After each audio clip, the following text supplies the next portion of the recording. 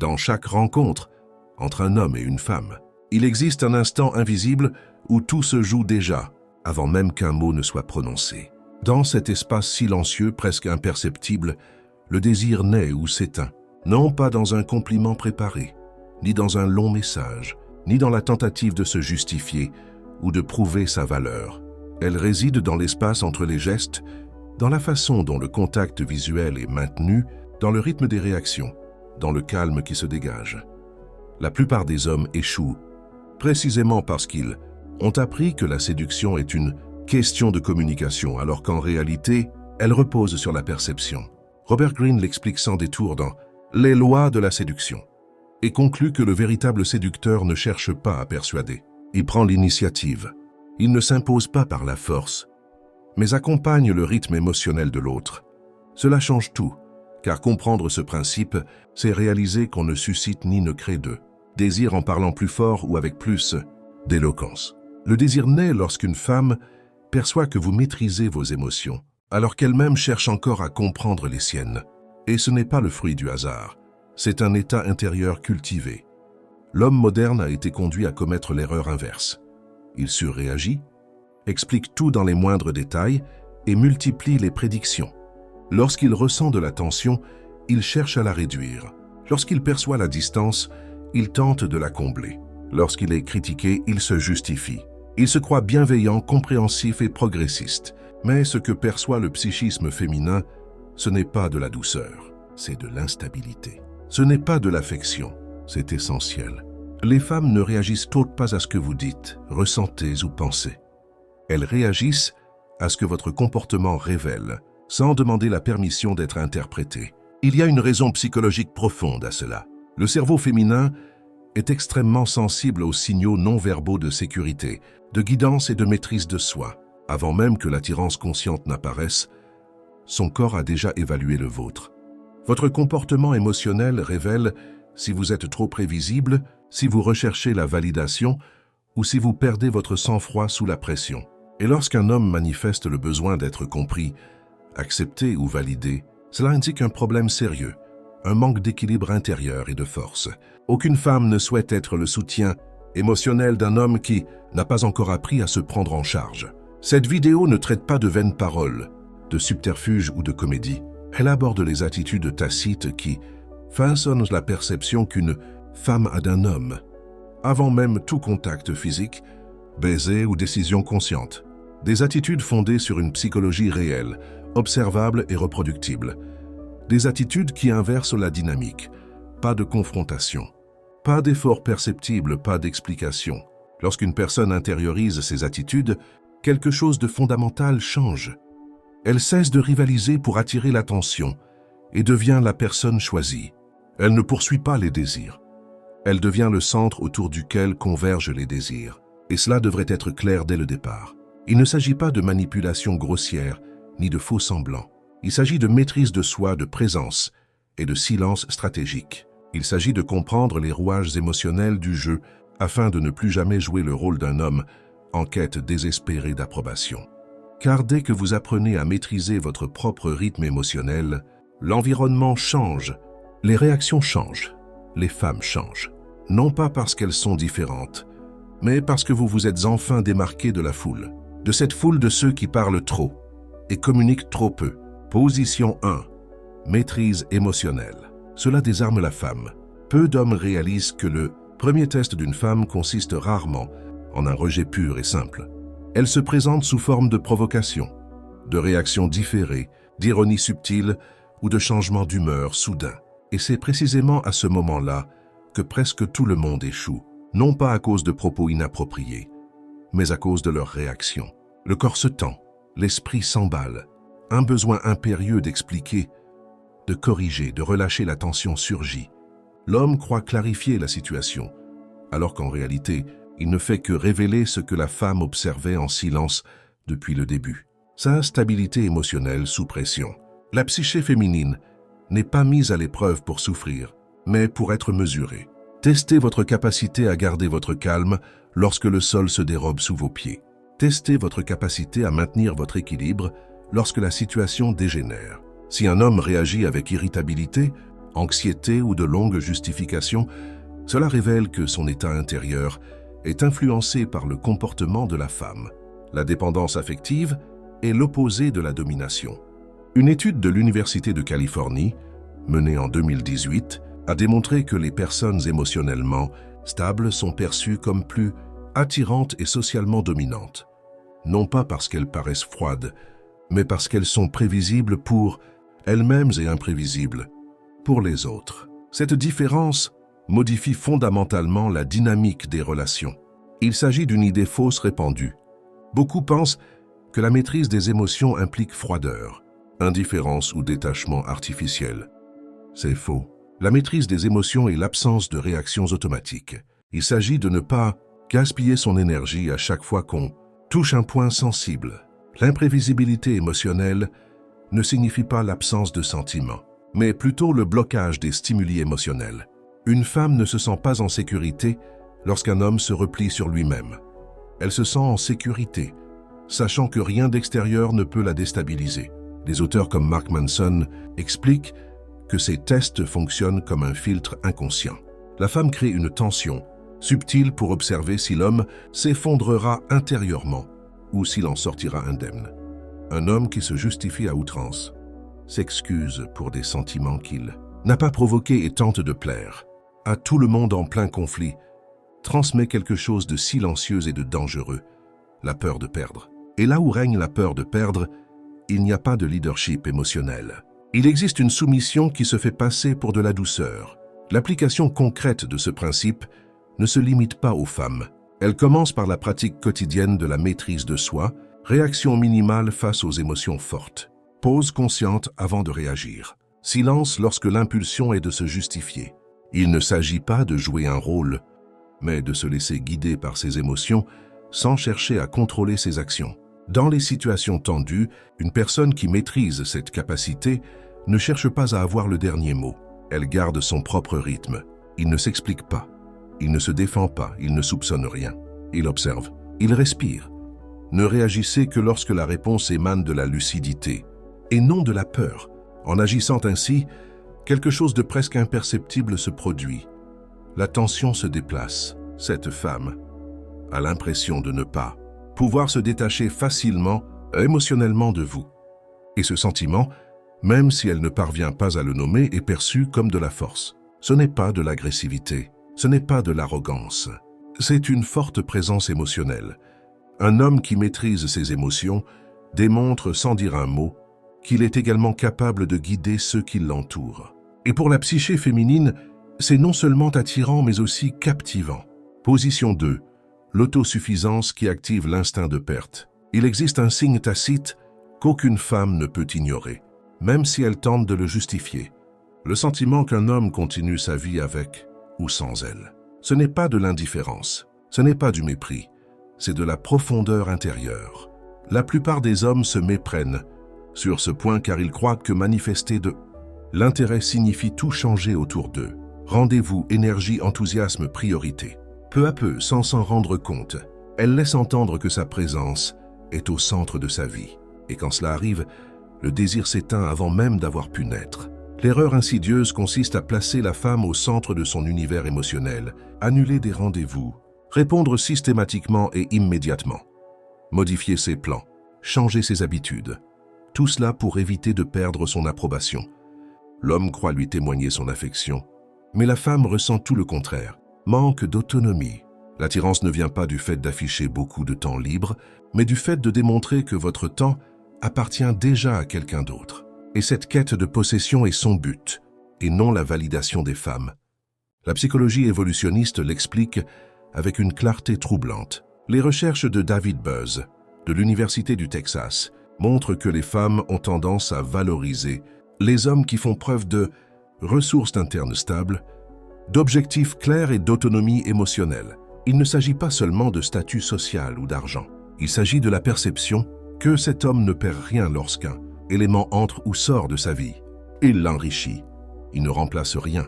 Il s'intègre. Il est indépendant. C'est là que le fait de bousculer les conventions entre en jeu, chose que peu d'hommes acceptent. Moins on a besoin de quelque chose, plus on a de valeur. Le besoin crée de la prévisibilité. La prévisibilité réduit la tension. Et sans tension, le désir ne peut naître. Une étude de 2017, publiée dans le Journal of Personality and Social Psychology, a établi un lien entre l'indépendance masculine et un désir accru chez les femmes, précisément parce que l'indépendance déclenche inconsciemment un sentiment de perte. Les femmes ont l'impression qu'elles pourraient gagner quelque chose d'exceptionnel ou perdre quelque chose de précieux, et leur cerveau réagit par une tension accrue. Cela ne signifie pas jouer à des jeux ou feindre l'indifférence. Il s'agit de vivre de manière à ce que votre vie ne stagne pas dans l'attente de messages, de réponses ou de confirmations. La mise en pratique est simple, mais elle exige une discipline intérieure. Ne modifiez jamais votre rythme émotionnel pour compenser vos insécurités. Ne modulez jamais votre énergie pour ne pas déranger autrui. Ne renoncez jamais à vos habitudes, à vos engagements, ni à votre équilibre intérieur pour paraître trop disponible. Si vous agissez ainsi, vous n'avez pas besoin de mettre en avant votre valeur. Votre comportement parle de lui-même. Un freelance ne crie pas sur tous les toits qu'il est occupé. C'est sa nature. Il n'explique pas ses priorités, il les vit. Ainsi se crée une asymétrie silencieuse. Entouré de nombreux hommes, il demeure au centre de son propre univers. Cette attitude éveille en elle quelque chose de profond, le sentiment que cet homme n'est pas acquis, qu'il n'est pas à vendre, qu'on ne peut le donner. Là où règne la possibilité d'une perte, la tension surgit. Là où la tension règne, le désir trouve l'espace nécessaire pour s'épanouir. Attitude 3. Présence physique qui exprime la domination sans un mot. Avant même qu'une conversation ne commence, le corps parle. Avant même que toute intention ne soit interprétée, la posture révèle déjà la réaction. La plupart des hommes l'ignorent, car ils ont appris que l'attirance est verbale, alors qu'en réalité elle est spatiale. La façon dont vous occupez un espace, votre entrée, votre posture, vos mouvements, votre maintien, en dit plus long que n'importe quelle phrase bien choisie. Et c'est précisément là que beaucoup de gens perdent inconsciemment leur charisme. Épaules levées, mouvements précipités, petits détails nerveux, besoin constant d'être rassuré par le regard. Tout cela trahit la peur, même si la bouche tente d'afficher une assurance feinte. L'erreur non verbale réside dans le langage corporel réactif. L'homme réagit à son environnement au lieu de s'y ancrer. Il s'adapte à l'excès, se repliant sur lui-même et occupant l'espace physiquement tout en tentant de gagner du terrain par les mots. L'intuition féminine le perçoit immédiatement, car le cerveau humain est programmé pour détecter les signaux de statut et de sécurité en une fraction de seconde. La neutralité physique n'existe pas. Soit on projette une présence affirmée, soit on projette une soumission déguisée en courtoisie. Les neurosciences confirment ce phénomène. Des études menées par Amy Cuddy de la Harvard Business School ont démontré qu'une posture ouverte, stable et expansive modifie non seulement la perception extérieure du statut, mais aussi l'état intérieur de ceux qui l'adoptent. Le corps influence l'esprit, et l'esprit influence le comportement. Lorsqu'un homme se déplace naturellement, avec des mouvements lents et une respiration maîtrisée, il dégage une assurance naturelle sans avoir besoin de se justifier. Et cette assurance est l'un des principaux déclencheurs du désir féminin, même si elle ne peut l'expliquer. C'est là que le renversement des attentes déconcerte beaucoup d'hommes. Les femmes ressentent de l'attirance, avant même d'en comprendre rationnellement la raison. Le corps réagit avant que la logique ne prenne le dessus. Un homme calme, serein et détendu attire l'attention en société, non par désir mais par nécessité. Il ne recherche pas l'attention, il se contente d'être présent. Alors que d'autres s'agitent excessivement pour prouver quelque chose, il reste presque immobile car il se sent déjà à l'aise dans son environnement, ce qui crée un contraste. Et le contraste crée l'attraction. L'application pratique de ce principe ne requiert pas de performance, mais une conscience corporelle, une posture ouverte, une position stable, des mouvements précis, un regard serein qui observe plutôt qu'il ne cherche à obtenir une réaction, et l'absence de micro-manifestations telles que des rires nerveux, des ajustements constants de vêtements ou une recherche excessive de réaction. En ralentissant le corps, l'environnement ralentit également. Quand on occupe un espace sans chercher l'approbation émotionnelle d'autrui, la dynamique change. La femme a le sentiment d'être en présence de quelqu'un qui n'a pas besoin de s'adapter pour trouver sa place. Ce genre de présence ne s'apprend pas par des discours de motivation. Elle se cultive par le silence, la répétition et la maîtrise corporelle. Et lorsqu'elle s'enracine, un phénomène puissant se produit. Vous cessez d'être un simple stimulus parmi d'autres et devenez un modèle. Votre corps perçoit avant votre esprit. C'est là que règne la stabilité. C'est là que réside le contrôle. Voici quelqu'un qui n'a rien à prouver. Et cette impression, même sans mots, pèse plus lourd que n'importe quelle tentative de séduction. Attitude 4. Le silence stratégique qui stimule l'imagination.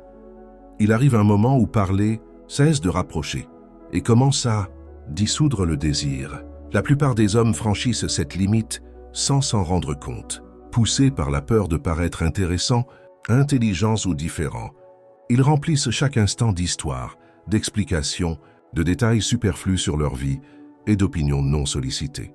Ils croient créer un lien, mais en réalité, ils détruisent la principale source d'attraction, la curiosité. Trop d'informations étouffent l'attention. Et sans enthousiasme, il n'y a pas d'imagination. L'erreur qui consiste à dissimuler quelque chose est de confondre présence et loquacité. Les hommes en manque de confiance parlent pour masquer le malaise du silence. Les hommes équilibrés utilisent le silence pour observer, ressentir et permettre à l'autre personne de se confier. La psyché féminine y réagit profondément, car elle ne peut tolérer un vide émotionnel. Si vous parlez trop, vous ne lui laissez pas l'espace nécessaire pour exprimer ses sentiments.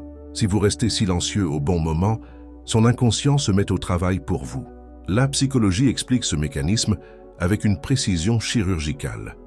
Carl Jung décrivait le concept de projection comme la tendance inconsciente à attribuer des significations, des désirs et des fantasmes à des stimuli incomplets. Le vague devient un terrain fertile. Ce qui est pleinement révélé se fige. Lorsqu'un homme se présente comme un livre ouvert, il rend l'imagination superflue. Lorsqu'il dissimule des aspects de sa personnalité, non par peur mais par choix, il déclenche un processus intérieur que la femme ne peut contrôler consciemment.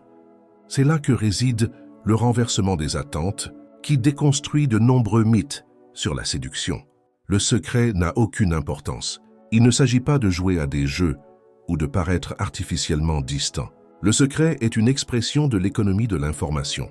Il implique de comprendre que tout n'a pas besoin d'être dit, expliqué ou prédit. Une personne sûre d'elle ne ressent pas le besoin de partager sa vie en temps réel. Il laisse de l'espace. Il laisse des pauses. Il ne cherche pas à combler le silence car il ne s'y sent pas menacé. Une étude de l'Université d'Amsterdam a démontré que les lacunes cognitives alimentent l'obsession et la curiosité, précisément parce que le cerveau humain cherche à combler les lacunes. Répondre objectivement, ne pas tout révéler immédiatement, et laisser le silence opérer sa magie sans précipitation, modifie la dynamique.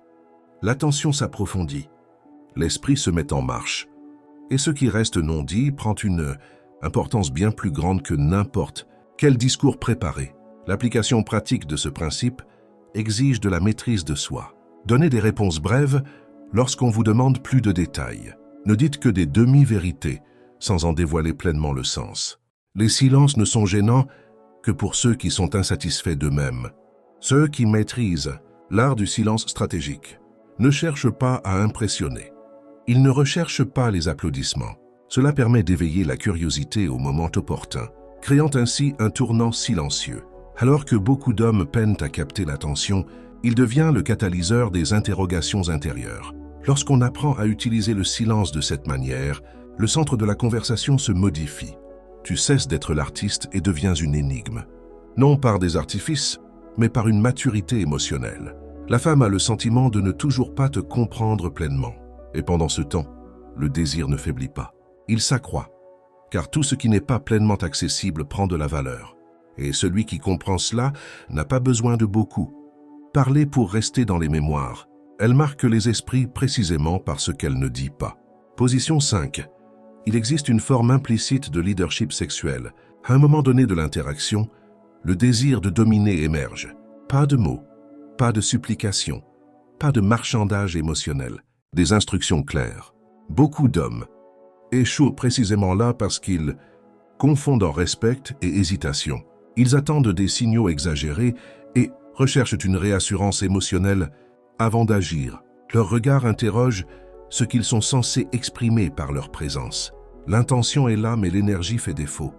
Et lorsque le soutien faiblit, l'attrait s'estompe. Non pas pour des raisons morales, ni par rejet conscient, mais par manque de sécurité instinctive. L'erreur silencieuse consiste à demander la permission émotionnelle d'avancer. Il ne s'agit pas du consentement physique. Cela va de soi. Il s'agit de l'état d'esprit qui précède l'action. La personne responsable ne demande pas tant à son entourage s'il est apte à agir, mais plutôt s'il est en phase avec le moment présent. Si elle recherche un réconfort émotionnel avant chaque étape, cela révèle une incertitude quant à sa propre compréhension de la situation. La psyché féminine interprète cela comme un manque de repères. Et là où il y a manque de repères, il y a aussi manque d'engagement. Le fondement comportemental de ce phénomène est clair. David Haida explique comment la polarité sexuelle découle d'un leadership masculine serein, et non de l'agressivité, encore moins de la passivité. Dans ce contexte, le leadership ne consiste pas à s'imposer, mais plutôt à soutenir, à comprendre le rythme de l'interaction et à la guider naturellement, à l'image de quelqu'un qui sait où il va. Lorsque le leadership est serein, le corps se détend. Lorsque le corps se détend, les désirs peuvent se manifester. Cette rupture avec les attentes libère de nombreux blocages. Les femmes recherchent des hommes qui conduisent calmement et sans imprudence. Des décisions claires favorisent la sécurité émotionnelle car elles éliminent le chaos. Des études sur l'attraction démontrent qu'un comportement clair réduit l'anxiété et renforce la confiance envers l'autre personne. Un homme indécis sème le trouble. Un homme trop agressif crée un sentiment de menace. Un homme qui dirige avec prudence favorise l'engagement. Cette dévotion n'est pas rationnelle, mais physique. L'application pratique de ce principe consiste à orienter le rythme, l'environnement et la transition physique.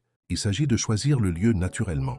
Il s'agit de faire le premier pas sans l'annoncer. Il s'agit de l'aborder au bon moment, sans théâtralité et sans chercher implicitement son approbation. Il s'agit d'observer attentivement son langage corporel et de s'adapter au lieu de se retirer par peur. Quand on agit ainsi, le leadership se passe d'explication. On le ressent. Et quand on le ressent, il ne rencontre pas de résistance, mais au contraire une résonance. Ceux qui développent ce leadership implicite ne se contentent plus de réagir, mais deviennent les acteurs principaux des événements. Ils n'acceptent rien à la légère et n'hésitent pas face à l'incertitude. Ils prennent les devants au moment opportun. Entre-temps, la femme prend conscience d'une chose essentielle. Elle n'a pas à porter seule le poids de cette épreuve. Quelqu'un la soutient dans ce cheminement. Et pour une personne excessivement féminine, c'est non seulement attirant, mais aussi profondément réconfortant. Conclusion. Qui ne m'en dit pas sera invité. Il y a une grande différence entre celui qui cherche à être désiré et celui qui est naturellement attiré par le désir. Cette différence ne réside ni dans l'apparence, ni dans l'argent, ni dans les mots justes. Ses racines plongent au plus profond de soi, dans l'attitude que l'on adopte face au monde, sans chercher la permission émotionnelle d'exister. Tout au long de cette vidéo, il est devenu évident que le désir féminin ne répond pas à une mise en scène, mais à une force silencieuse. Cette présence qui n'a pas besoin d'être annoncée, car elle se ressent dans le corps avant même d'être saisie par l'esprit. Friedrich Nietzsche l'appelait la volonté de puissance, non pas au sens vulgaire de domination extérieure, mais comme maîtrise de soi. Celui qui maîtrise ses réactions maîtrise sans effort son environnement. Elle ne réagit pas impulsivement. Elle ne se donne pas en sacrifice par nécessité. Elle ne se sacrifie pas pour plaire aux autres. Elle prend des décisions et s'y tient. Il reste. Et cette attitude crée un espace psychologique où la femme n'a pas l'impression d'avoir affaire à quelqu'un qui a besoin d'elle pour se sentir complète, mais plutôt à quelqu'un qui l'invite dans un monde déjà structuré. Ces attitudes tacites ne sont ni des ruses, ni des raccourcis, ni des manipulations. Elles reflètent un état intérieur cultivé, la maîtrise des émotions, l'autonomie, la présence physique, le silence stratégique et le leadership implicite sont vains s'ils ne sont que des manifestations. Ils deviennent réalité lorsqu'ils se concrétisent, lorsqu'ils cessent d'être des techniques, pour devenir l'essence même de l'identité. Ceux qui surmontent le besoin d'être rassurés, la peur et le besoin constant de reconnaissance, n'ont plus besoin de convaincre qui que ce soit de leur valeur. Leur comportement parle de lui-même. leur langage corporel, leur silence. Dès lors, la dynamique s'inverse complètement. Tu cesses de chercher des signes, des réponses et des confirmations. Tu deviens l'homme qui observe, choisit et guide. La femme n'éprouve plus le besoin de preuves, car elle se sent en sécurité. Vous n'éprouvez pas le besoin de prendre l'initiative, car vous connaissez la direction à suivre. Vous n'éprouvez pas le besoin de résister, car vous vous sentez en sécurité. Et la sécurité est le terreau fertile où les désirs s'épanouissent sans effort. Il existe une différence cruciale entre la compréhension intellectuelle de ces principes et leur application pratique au quotidien. La plupart des gens consomment des informations et assimilent des concepts, mais ne les mettent pas en pratique. Ils n'ont ni la méthode, ni la structure, ni le système qui permettent de transformer ces lois invisibles en comportements automatiques, même sous la pression émotionnelle. C'est précisément là qu'intervient le code de la séduction. Il ne s'agit pas d'un recueil de conseils isolés, mais d'un mécanisme global de reprogrammation du comportement masculin fondé sur une psychologie solide, une compréhension du comportement féminin, une maîtrise émotionnelle avancée et un leadership discret. C'est un système qui vous apprend à intérioriser ces attitudes si profondément qu'elles ne vous paraîtront plus difficiles, mais tout à fait naturelles. Pas de formule toute faite, ni de rôles artificiels. Il s'agit simplement de développer une attitude intérieure stable qui modifiera inévitablement la façon dont les autres vous perçoivent. Certains hommes, inspirés par cette vidéo, retomberont dans leur travers quelques jours plus tard. D'autres comprendront que le savoir sans structure ne peut engendrer de changement. La différence entre eux ne réside ni dans l'intelligence, ni dans la volonté. Il appartient à chacun de choisir la méthode qui lui convient pour se démarquer et affirmer son originalité. La voie est libre. Vous trouverez les informations de connexion dans la description et le commentaire épinglé. Le reste dépend de votre volonté de cesser de mendier le désir et d'y être invité naturellement.